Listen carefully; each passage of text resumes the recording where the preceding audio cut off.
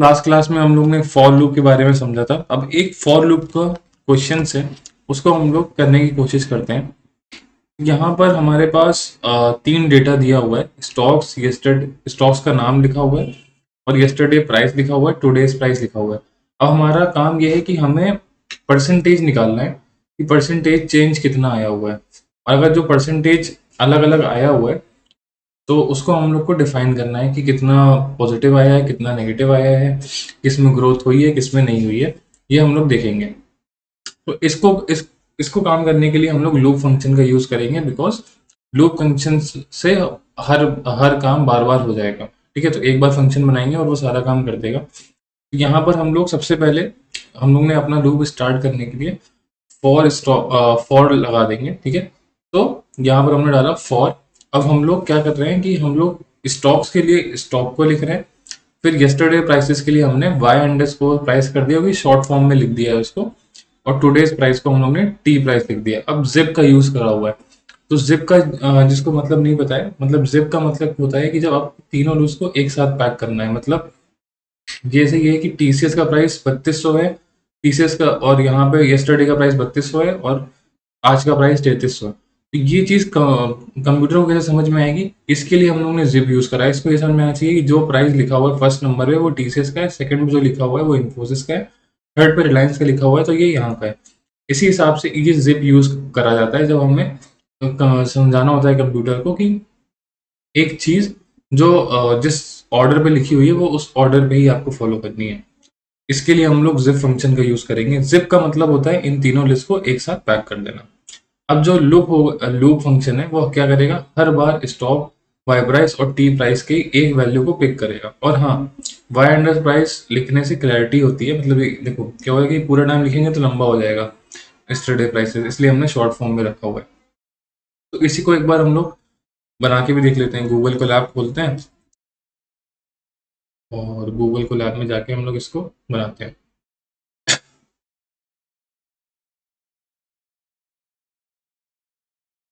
यहाँ पर एक बार न्यू फाइल खोल लेते हैं।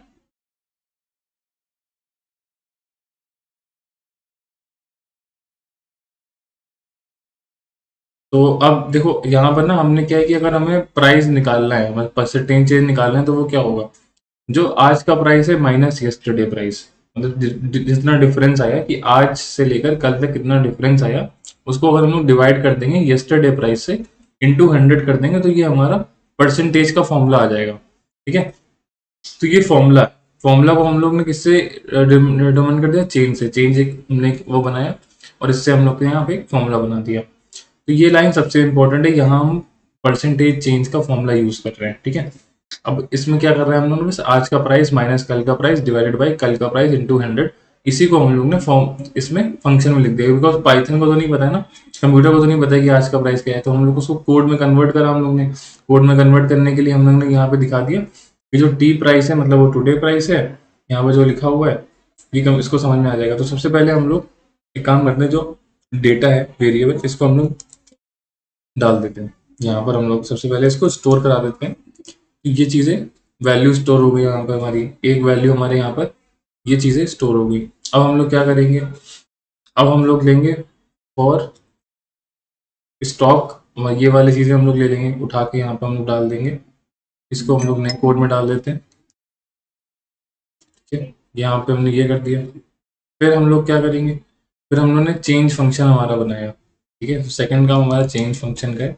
चेंज फंक्शन हमने बनाया, इसको एक बार हम लोग यहाँ पे डाल देते हैं। ठीक है, सेमी कॉलन के बाद देखो टैब देके 4 स्पेस देनी है। गूगल कोलैब को ये पता हुआ है कि सेमी कॉलन लगा हुआ है, तो ये चीज़ रखनी है। मतलब अगर आप लिख रहे हो यहाँ पे स्पेस नहीं है तो वो एरर आ जाएगा, इसलिए स्पेसिंग हमें इंडेंटेशन का ध्यान रखना है।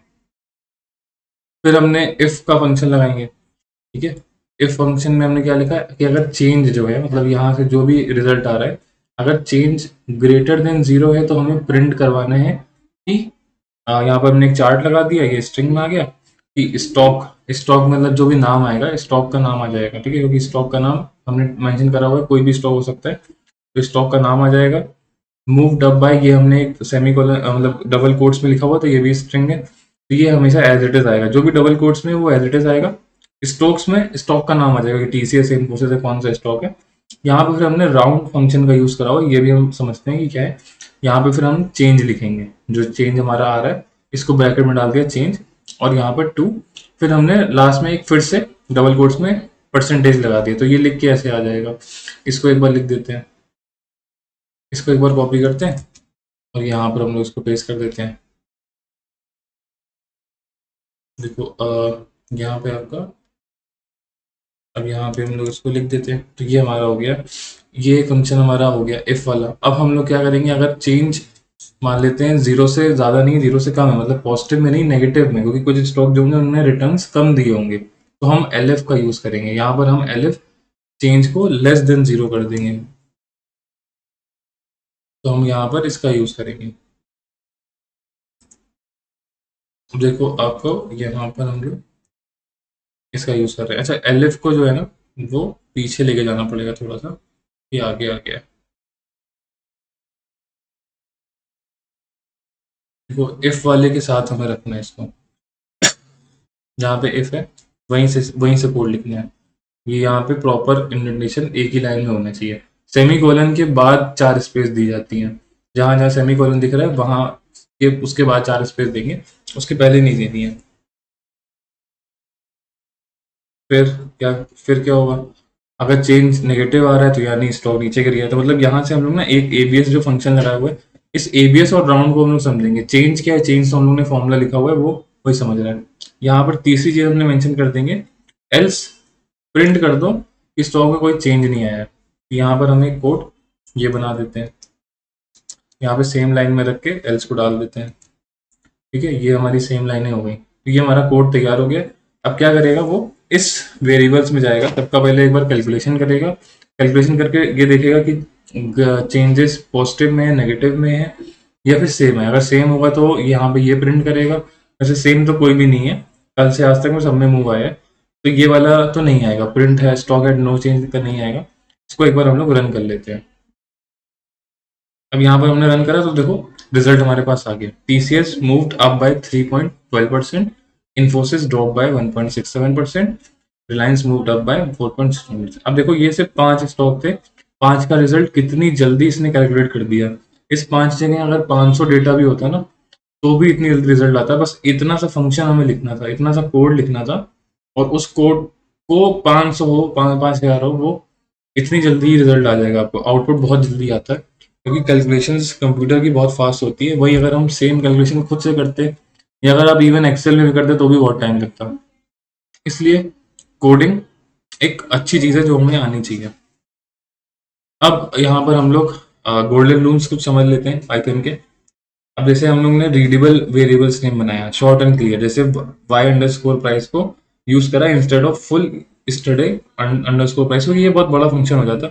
इसको हम लोग ने छोटा फॉर्म में कर दिया, तो जो छोटा आप फॉर्म कर सकते हो वो आप अपने हिसाब से कर सकते हो। जिप का यूज करा जब मल्टीपल चीजें हम लोग को टुगेदर लूप में लेके आनी है। ठीक है, तो ये हमने जिप का यूज करा। इंडेंटेशन मैटर करता है इन पाइथन, और हर फॉर इफ एल्स अंदर की कोड प्रॉपर्ली टैब या 4 स्पेसेस से इंडेंट होना चाहिए। तो हमें एक स्पेस देनी है जो हम लोग ने कोड में बनाया हुआ है। यहाँ पर देखोगे तो इफ के बाद स्पेस है, एल एफ के बाद स्पेस है, एल्स के बाद स्पेस है, यहाँ पे इवन फॉर के बाद भी स्पेस है।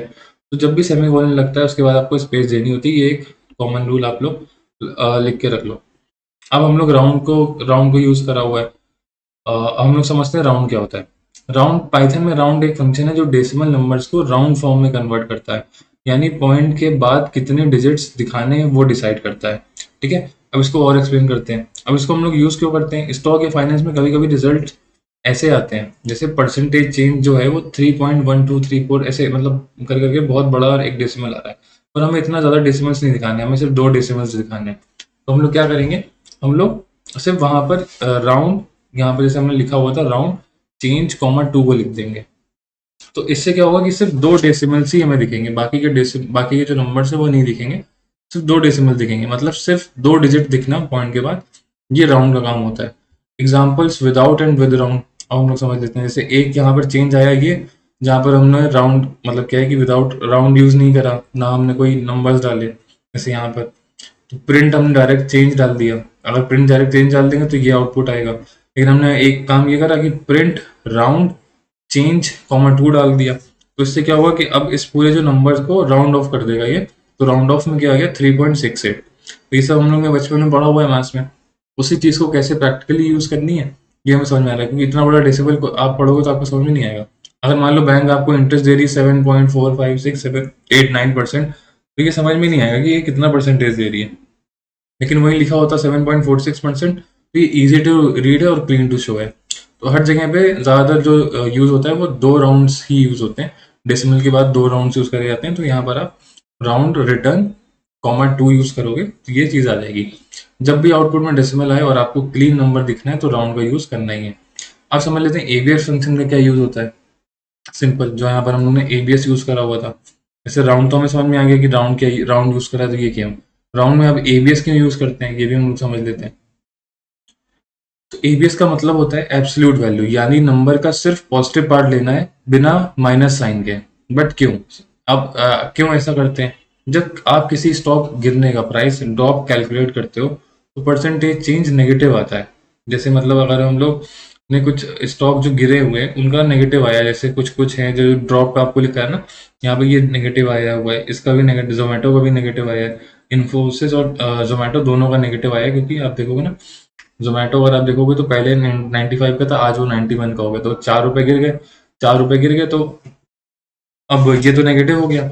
नेगेटिव को हम लोग को अगर यहाँ पर अजीब लगता है पढ़ने में, अगर कोई चीज़ नेगेटिव लिखी हुई है और हमने लिखा हुआ है ऐसे, स्टॉक ड्राइव बाय नेगेटिव 3.45%, तो ये पढ़ने में थोड़ा सा खराब लगेगा। इसलिए अच्छा है कि इसको राउंड ऑफ, मतलब नेगेटिव साइन को हटा दो और उसको एब्सोल्यूट टर्म्स में कर दो एबीएस को। ठीक है, तो हम लोग इसलिए एबीएस का यूज करते हैं कि यहाँ पे हम लोग को नेगेटिव साइन नहीं चाहिए, हम लोग को साइन पॉजिटिव में चाहिए, क्योंकि हम ऑलरेडी ड्रॉप मेंशन कर रहे हैं। ड्रॉप मेंशन कर रहे हैं तो ये तो हमें समझ में आ रहा है कि वो मतलब गिरा हुआ है। ड्रॉप मतलब तो वैसे ही गिरा हुआ है, और वहां पे नेगेटिव भी आ जाएगा तो कंफ्यूजन हो जाएगी कि क्या चीज़ है। सोचो अगर आपको न्यूज़ में देखते हो कि जोमेटो ड्रॉप बाय -4.2%, तो ये थोड़ा सा ऑकवर्ड लगेगा। लेकिन अगर लिखा हुआ है जोमेटो ड्रॉप बाय 4.2%, तो ये ऑलरेडी सही लगेगा, क्योंकि ड्रॉप तो ऑलरेडी लिखा हुआ है। तो जब भी आप किसी नंबर का मैग्नीट्यूड चाहते हो बिना माइनस साइन के, तो हमें हमेशा एबीएस फंक्शन का यूज करना होगा। ठीक है, तो यहाँ पर हमने एबीएस फंक्शन का यूज करा है। तो आज हमने 2 फंक्शन भी सीख लिए, एबीएस राउंड और चेंज। क्या चेंज को हम लोग ने एक फॉर्मूला डाला कि चेंज क्या है, तो यहाँ पर उसने चेंज को प्रिंट कर दिया। आई थिंक ये चीज़ बहुत ही इजीली से समझ में आ गई होगी। अगर आपको कुछ भी डाउट है तो आप वो लिखिएगा, लेकिन एक बार वीडियो को दोबारा फिर से देखिएगा, ये बहुत ही इजीली एक्सप्लेन करा हुआ है। और जो लोग भी नए हैं वो पहले पुरानी वीडियो देखें, तभी आपको ये चीज़ें समझ में आएंगी।